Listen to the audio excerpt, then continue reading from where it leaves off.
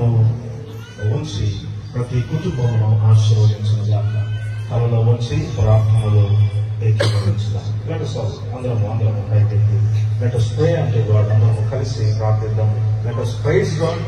అందరము కలిసి దేవునికి కృతజ్ఞతలు చెప్పాలి. నా కోసం నీవు జన్మించినందుకు వందనములు యేసయ్యా అంటూ వెలుగుకు సూచనైన క్రీస్తును మనందరము స్మరణ చేసుకోవచ్చు. ఆయన జన్మ సందేశమును బట్టి, జన్మాన్ని బట్టి సంతోషిస్తూ ప్రార్థనతో కృతజ్ఞతలు చెప్తాం. తండ్రి, నీ నామమున వందనములు.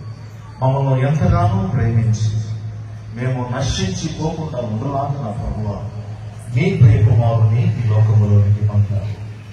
ఆయన జనన మరణ పునరుత్థానము వలన మీరు మాకు ఇచ్చిన యోగ్యతను బట్టి, కోల్పోయిన స్థితిని తిరిగి మాకు అందించిన విధానాన్ని బట్టి మీకు కృతజ్ఞతలు తెలియచేయచ్చు.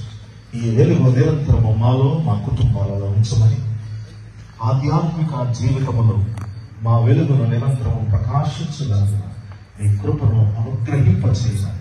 మా కోసము మీరు జన్మించినందుకు, మీ ప్రియ కుమారుని పంపినందుకు, మా లోక రక్షకుని మాకు మీరు అందించినందుకు మీకే కృతజ్ఞతలు తెలియచెప్పచ్చు.